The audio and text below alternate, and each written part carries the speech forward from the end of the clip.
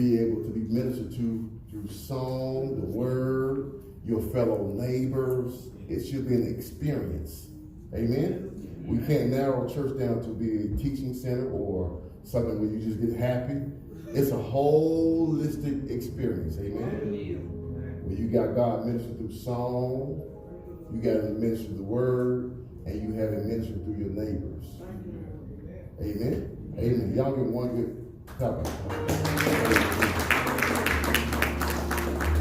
We're going to welcome Miss Dicc, Alexander back. She got whatever new baby.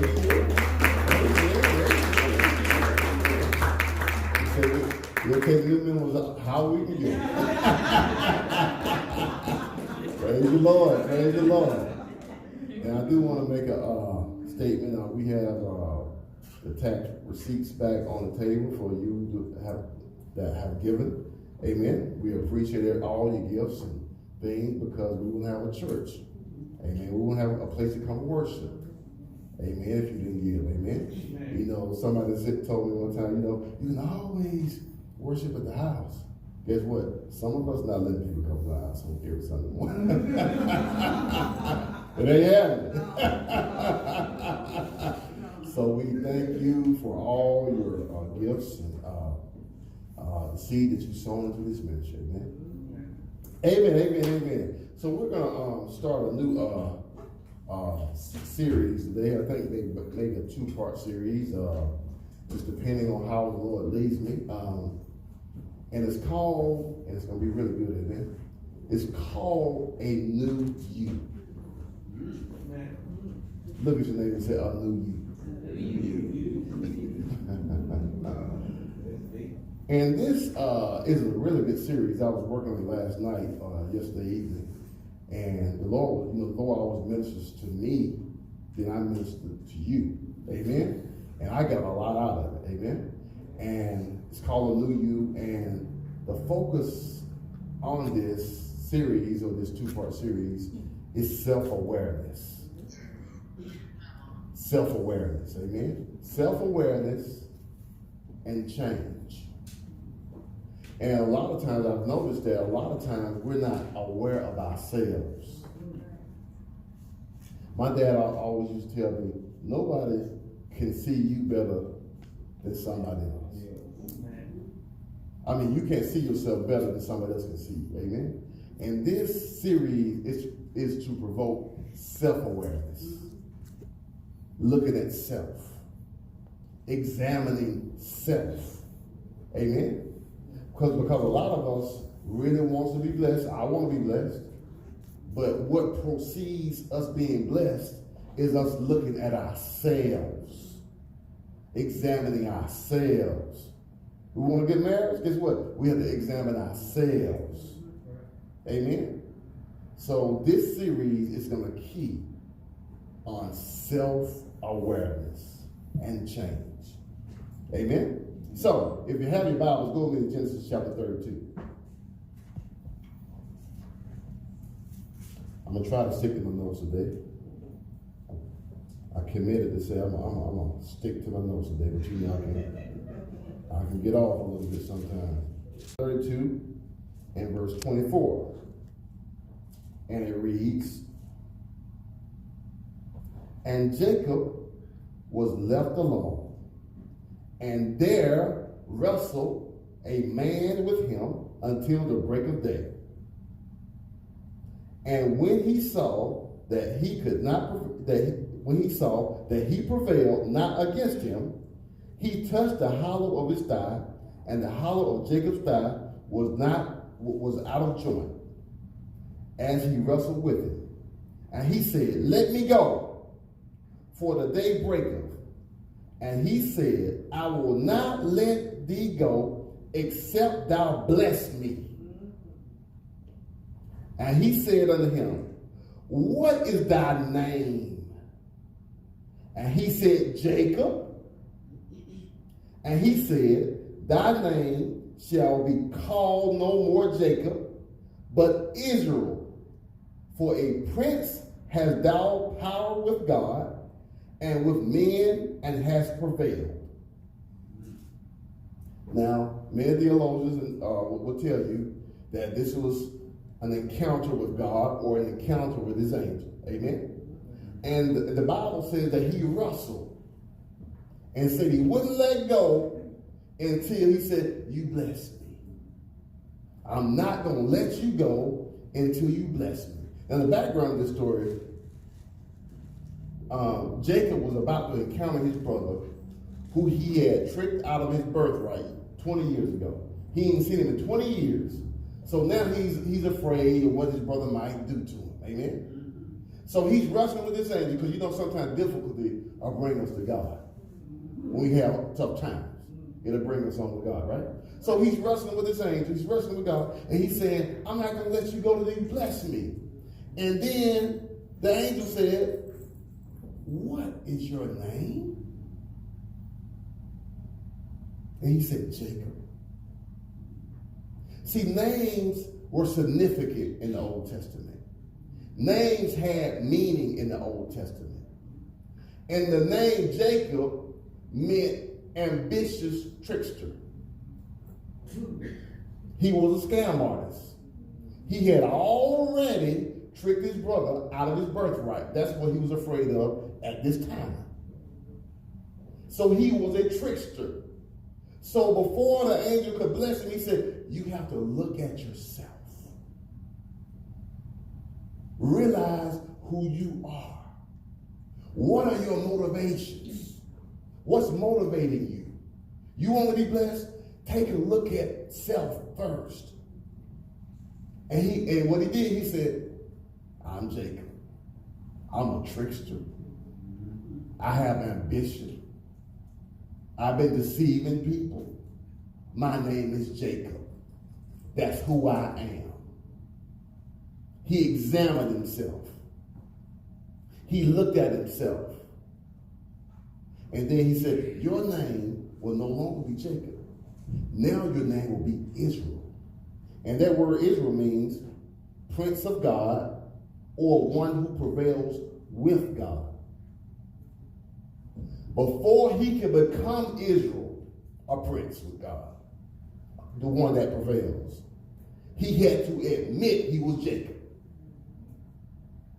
And that's what happens with us. A lot of times we want to be blessed, but we have to call our name out. We have to do some introspection. We have to do some self-examination before the blessing will come. So he said, realize, see, before God can bless him, I want you, Jacob, to see your real motivations. I want you, Jacob, to be self-aware. And that's what we're talking about today. Being self-aware. We want God to bless us. We have to be aware of ourselves. We have to be aware of our condition. Amen? Now, this word self-awareness means to be conscious of one's own character, one's own feelings, one's own motives, and one's own desires. To be conscious of it. To know what your motivation is. To know why you do what you do. To know who you are. See, a lot of times people really don't know who they are. People don't know who they are. People don't know what's driving them. Amen? Now, we want to build off that. Go with me to Proverbs chapter 23. I laid the table, so let's eat. That's Proverbs chapter 23, right? Proverbs chapter 23 and verse 7. And it reads, for as he thinketh in his heart, that could be a man or a woman, so is he. We'll stop right there. For as a man, as a woman thinks in his or her heart, so is he. So your thinking is key to who you are. Amen? Would anybody agree with that? Your thinking is key to who you are. Amen? Now, that word heart in this verse is the Hebrew word that means or represents the mind or the thoughts. Amen? So as a man think in his mind, so is he. Now, there are two components to the mind: the conscious and the unconscious. Two components: the conscious mind and the unconscious mind. Listen to this, follow with me. Our unconscious mind directs only 3 to 5% of our thoughts, our words, and our actions. Our conscious mind. Our conscious mind only directs 3 to 5% of our words, of our actions, and of our thoughts. That's something big to swallow, isn't it? Your conscious mind is only generating about 5% of what you do. So listen to the scripture now. It said, as a man, as a woman think in his heart, so is what? He, right? Right? So catch this. Your unconscious mind is who you really are. Your unconscious mind is who you really are. See, that's why when you know how you ever heard somebody say, well, honey child, you don't know him, you don't live with him. See, a lot of times in public, that conscious mind is directing everything. Right? But at the house,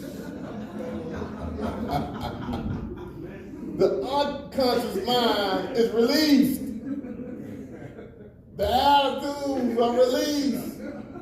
The words are released. As a man, as a woman thinks in his heart, so is he. Your unconscious mind is who you are. When you're not even trying to, your unconscious mind is when you ain't even, you're not purposely thinking about, I'm going to do this, I'm going to say that. It just happens. That brought a new perspective to me when God dropped that revelation down to me when I was reading the scripture. That dropped a new perspective into me because he said, as a man thinketh in his heart, so is he. It's not your conscious thoughts that makes you who you are. It's your unconscious mind. That's who you really are. It's what you do, catch this, without even thinking. You ever, years ago, I used to deal with panic attacks. Get up here, get in front of people. But really, I'm like, what's going on? It's not my mind. It's not my conscious mind. It is my mind. It's the unconscious mind thinking about something. Amen? Go with me to Romans chapter 10. Y'all get anything out of this? We're gonna expose some things so we can walk in our full potential. Amen? Romans chapter 10.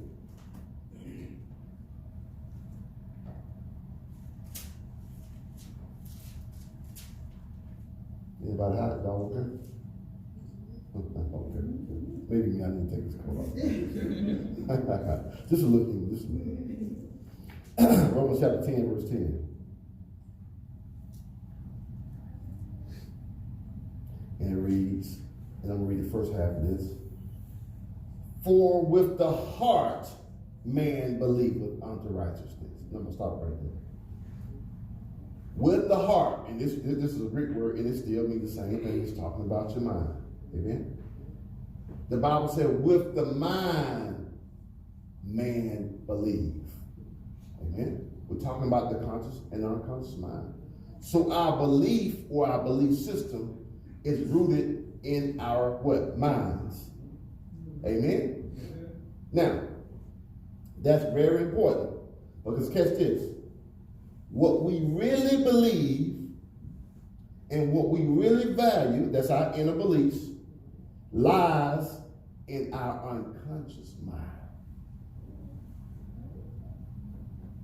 What you really believe lies in your unconscious mind. What you really value, not what you say you value, not what you think you value. What you really value, what you really believe is in your unconscious mind.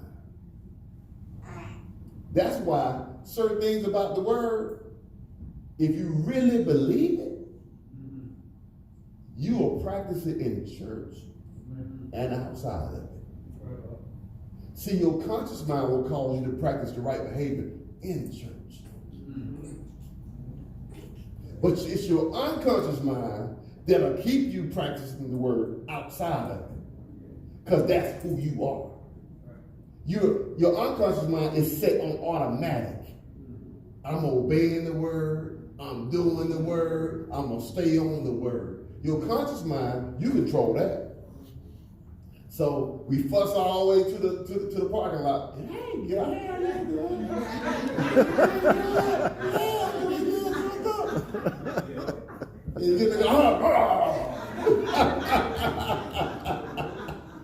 because that's what you really believe. That's where your real values are. And what happens is a sad state. We really think we are. See what happens? We really think that we are a person when we're really not. We really think we believe something that we really don't. Because really what happens, what you really believe, that's what you really do. If I get on top of this building and get to the edge, I believe I'm going to fall. So I'm not going to step off of it. Because you do what you believe. Amen? So, our inner values and our inner beliefs drives our behavior, not our conscious mind. It's our inner beliefs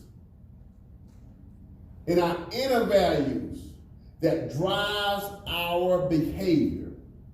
It's not your conscious mind. And this is a message where, I think this is a very important message that everybody needs to hear. I was doing it last night, so everybody needs it. Because, you have people in the community and non-believers that always are calling Christians phonies. And sometimes we don't even understand why we are phonies. Because we don't understand it's our unconscious mind that's really the problem. The unconscious mind is where real faith resides, and it's also where fear resides. I ain't said faith, I said real faith. The type of faith when you walking around and something going on that's negative, but you still okay on the inside. That's where the real faith resides, not your conscious mind. Amen. And sometimes it takes a while to get from the conscious mind to the unconscious, because you have to stay in the word. Amen. It's where real trust and real distrust lies. It's where a lot of the things that your real motivation and why you do what you do lies. Because sometimes you may ask, why is this person doing this? And they don't really even know. They can't articulate why I'm doing this or why I'm doing something. I was talking to one of my cousins, and for years, he did a lot of self-destructive stuff, drugs. I mean, and the thing is, he had went to college, got his master's, did all kind of stuff, but stayed in trouble all the time. And now he's into the ministry. And one of the things he told me, he was talking, I've been helping him out a lot of stuff with a lot of different things. One of the things he told me, he said, man, I was killing myself and they didn't even know it. And he said, I look back on my life now, I was just killing myself. I didn't even know He didn't know it because his conscious mind was unaware of it. His unconscious mind was really what was driving him. Amen? So, we want to talk about that. We want to continue to talk about that. Now, listen to this. Oftentimes, we are not aware of what our inner beliefs are. We don't even know. You know, a lot of times what people can see what's going on with you, and they're like, no, he don't really believe that. We don't know. Amen? Our life experiences often have shaped our inner beliefs and our inner values. Our life experiences. And see what happens, your subconscious mind is like a sponge. This happened to you when you was a kid. Sponged up. Conscious mind not really thinking about it that much. It thinks about it, it can reflect about what happened, and then it can take your conscious mind, takes its attention off it and goes to something else, but the unconscious mind still has it back there. That happened to me when I was a child. I lost this job 5 years ago. It hurt me for a little while, but I got another job. Now I'm moving on. And you be thinking, I'm fine. But it's still back there. It spawns some things up. And really, if you don't renew it, you're going to operate out of it. Things that you'll be doing certain things that's attributed to what happened to you, and you don't even know why. Now listen to this. Often our inner beliefs become our truth. And we are unwilling for another perspective to be introduced to us. You heard this saying, I don't know, you get older, they're not even using the saying. You remember you've heard people or women say the years, all men are dogs. That's not true. Maybe the people you've dealt with was a certain way. But what happens, that was something that got absorbed into somebody's unconscious mind, and now it became their truth. It was a belief that turned into a truth for them. And what happens, catch this, what happens when you allow erroneous beliefs like that to become a truth, you walk around with inner obstacles. Now, it's hard for me to relate to a man in marriage because I got an obstacle inside of me. See, a lot of times we have these obstacles on the inside. It's not like, okay, what's preventing me from having a good marriage? And sometimes it's not the problem between you and your spouse. Sometimes it's the inner obstacle that your unconscious mind is still holding on to. Now I can't move forward. I can't relate. Now I'm resistant.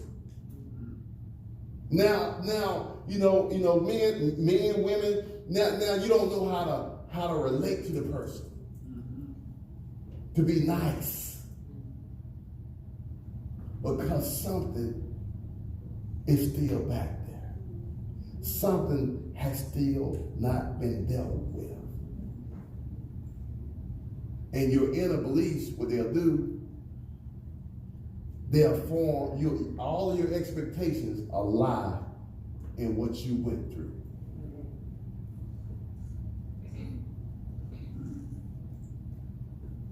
Wow.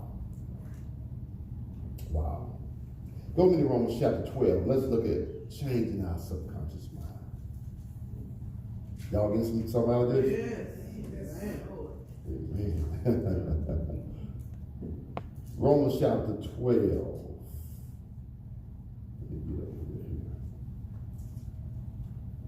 Verse 2. And it reads, and be not conformed to this world, but be ye transformed by the renewing of your mind, that ye may prove what that is good and acceptable and the perfect will of God. Be not conformed, but be transformed by the renewing of your mind. Now, the renewing of the mind, you always hear me say this, is renovation. It's an exchange that leads to change. It's not adding information. You're taking out the old, you're putting in the new, and the change is a result of the exchange. Take old information out, put new information in. That's mind renewal. The change is a result of the exchange, not adding information. Amen? So, we're talking about the unconscious mind. There has to be an exchange on a constant basis. Because what happens, you can't fully control what happens to you, but you can control what's happening in you. Things will happen that you didn't expect. My car's in the shop right now. I didn't expect it. But I can control what's going on inside of me about that situation. I'm going to stay in the Word. I'm going to read the Word. I'm going to exchange what I'm thinking for what God is thinking. Amen. It's the exchange that leads to change. And you have to stay in mind renewal is a lifetime process. You don't stop. You have to keep doing it over and over and over and over again. You know, I was listening to a lot of the Word yesterday, and I was just thinking to myself, man, we have to get as much ministry as we can. I ain't said preaching. I said ministry. Something that's impacting your soul. Because you can go anywhere and get some preaching. You can't go anywhere and get ministry. Something that's impacting you. Something that's changing you. Not preaching, but ministry. And we have to get as much ministry as we can, because what happens with us, we don't even begin to understand how much our unconscious mind is sponging up every day. So we got to be constantly renewing that mind. Go with me to Joshua chapter 1.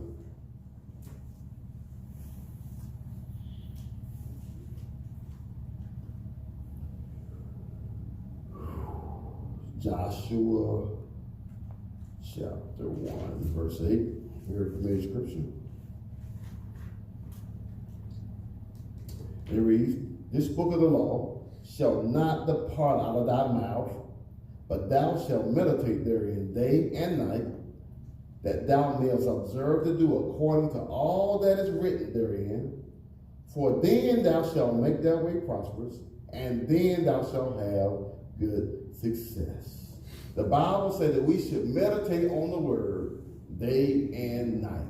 It's not saying that you got to be reading the Bible all day and all night, but you have to be consistently getting ministry. You have to be consistently renewing your mind.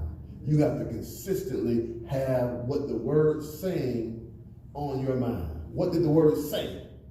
That has to be on your mind. Meditation.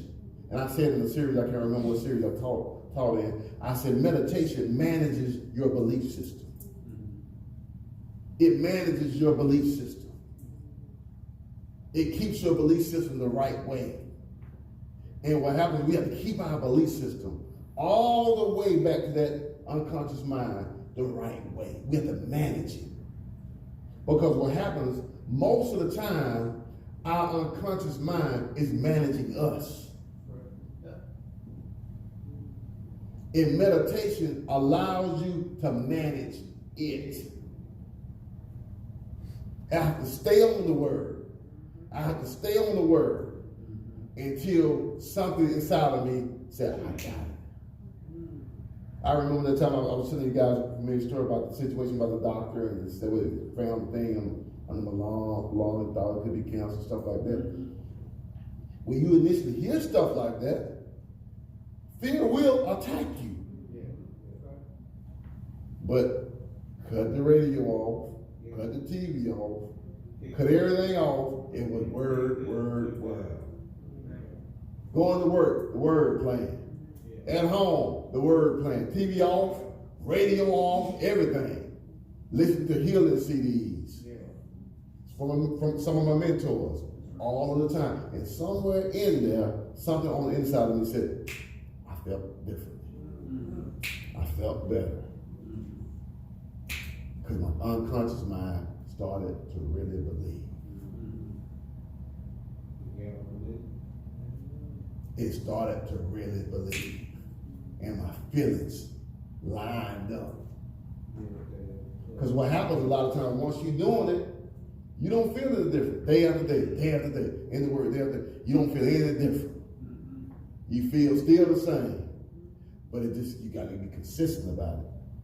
You got to, like they say, you got to trust the process. Because it's not an event. The process, keep the process going, and somewhere down the line, it gets all the way from here, and it goes all the way back to there. And now this is belief, the conscious mind, and the unconscious mind is belief. They're lining up. Amen? Now, let me give you a couple of keys to change the unconscious mind. Number one, we just said that, getting knowledge from the word. Getting knowledge from the word. That's getting knowledge of God and his promises that he has promised you. That's getting knowledge from the word about yourself. The Bible said we are his workmanship, created unto good works. And there is getting knowledge about our purpose. One of the things I always say about purpose is that when you walk in it, nothing can happen to you. Because God has a plan that he has to fulfill. And that's why every time you saw people try to do something to Jesus, Jesus couldn't go anywhere until he got on that cross. People was out to get him, but he was walking in purpose. So as long as you're walking in purpose, nothing can happen to you. And you get outside of it, you may have some problems. Number two, key to change the subconscious mind. Have a willingness to evaluate yourself. See, sometimes we're not willing. I'm not willing to say, man, you know what, you may be wrong. Yeah. You may not be acting right. You may not be doing that right. Willing to evaluate yourself. Evaluation brings clarity and it holds you accountable. See, when you start evaluating yourself, you start to see who you really are. And now, since you see who you really are, I can hold myself accountable to my actions. Evaluation. And this is what you'll see when somebody's evaluating themselves and holding themselves accountable. You will hear more I and me come out their mouth.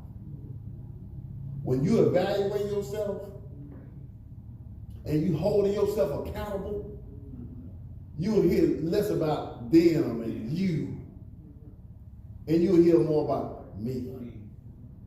And I'm gonna tell you something. When you evaluate yourself and hold yourself accountable, it opens God up to speak to you more. Because I'm gonna tell you, when you're dealing with life, God gonna probably speak to you about you before he even speak to you about the situation. Before he even speak to you about the other person. He gonna tell you about you, like, you know what? I can do better too. Because think about it, Jacob said, I want to be blessed. He said, what's your name? Who are you? Evaluate yourself, examine yourself.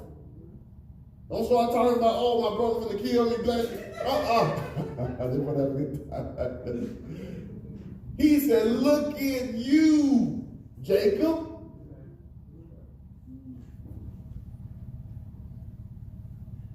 And number 3, last one, be open to taking constructive criticism from people that love you. Why do I say that? Because they can see your unconscious mind at work. Because see, we see ourselves in the best light, but they can see your unconscious mind at work. I remember one time my pastor said, years ago, he said, at church, y'all see Superman. Yes. He said, at home, my wife see Clark Kent.